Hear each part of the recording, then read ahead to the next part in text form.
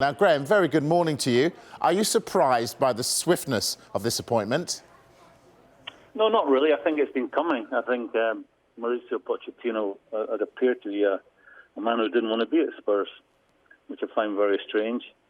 He seemed he was unhappy with something, and I can only think it can. I've never heard anyone say who's actually responsible for bringing players to Spurs. Was it the manager or was it someone further up the tree? And I can only think that's why he'd be unhappy. Someone else was making football decisions, but for whatever reason, and it's not a recent thing, he's not wanted to be there. He's been a very unhappy bunny. So is it a good decision to get rid of him then? Yeah, I think so. Given the poor form goes back to last year. What completely camouflaged that was getting to the final of the Champions League. Last year I think it was 20 games in total they lost. So, a team that can lose 20 games in a season against some very ordinary opposition and then get to the final of the Champions League, you'd have to say it was a fluke. And I think that camouflaged the real situation at Spurs. Not one away from home for so long. They're 14th in the league right now. Spurs have high aspirations. They see themselves as one of the big clubs, and quite rightly so. Spurs are a fabulous club, fantastic stadium, got a very, very good group of players, and you would think it was upwards and onwards. You get to the Champions League final, you think, can't be too much wrong with us here, we'll just tweak it here and tweak it there. But they've tried that. The players they've brought in have not hit the ground running, really. And you would say that I suppose for the chairman to make that decision now, was there any light at the end of the tunnel? He sees what he's like every day in training, or would hear what he's like every day in training. He'd be aware of the atmosphere that was being generated in the dressing room, and he's reacted to that. I think it was a common sense one by him. Okay. And it's common sense again to go for the guy they've gone for. Oh, common sense. I was going to ask you, is Mourinho the right fit for Tottenham Hotspur? Oh, most certainly so. I've crossed swords with Jose many times in my career as a football pundit.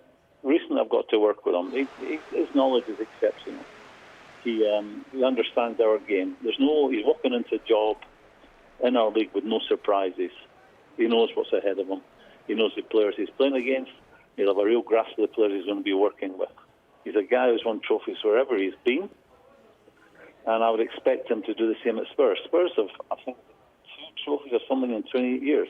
For a big club, that's just not good enough. The Spurs are genuinely a big football club, and they need someone that can turn what's perceived to be attacking, attractive football into maybe a slightly, and I say slightly more pragmatic approach that will put some silverware in the boardroom. And I think he's a perfect fit for them.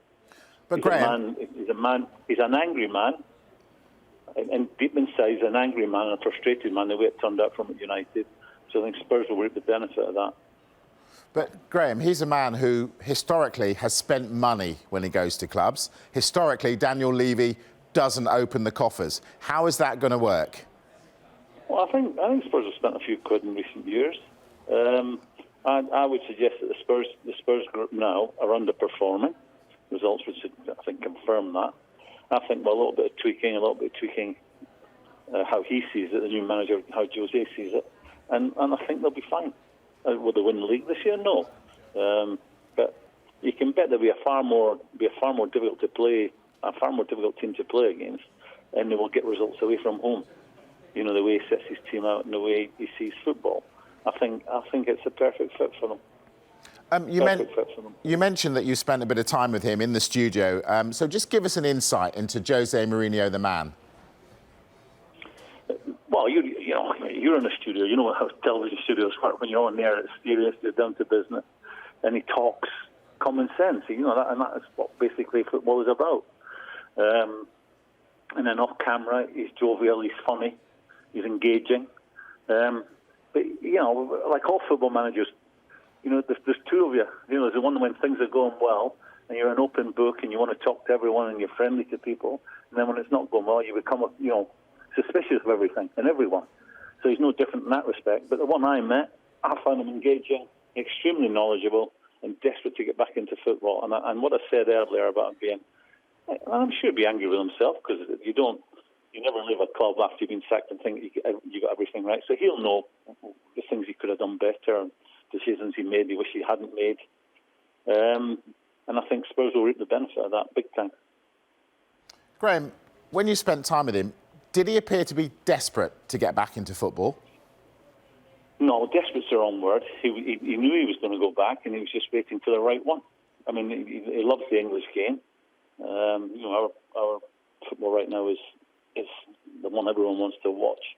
The spotlight's on us. He likes to be in the spotlight. He's got a big personality, but he truly is a football person. As I said, I didn't always see eye to eye to him, and I'm sure that'll continue to be when I'm try to do my job properly and be impartial. But I would also say, I think for his short time working in television, he's seen football from another perspective. And again, you never stop learning in life. And him at 54 years old, he'll have enjoyed the experience of being in a TV studio and seeing how our attitude is when we're watching a game of football and how we try and put it across at Sky. And I think he'll be more aware of the job we try and do. But I come back to, I think Spurs are getting the right man at the right time, because make no doubt about it. He will, because he's driven. He will see this. He feels he has a point to prove to people who doubted him, maybe, or critical of him. He wants to ram those words down his critics' throats. So Spurs are getting the right man at the right time, in my opinion. Graeme, always a pleasure to speak to you. Thanks for getting up so early and speaking to us. Thanks, guys. Cheers.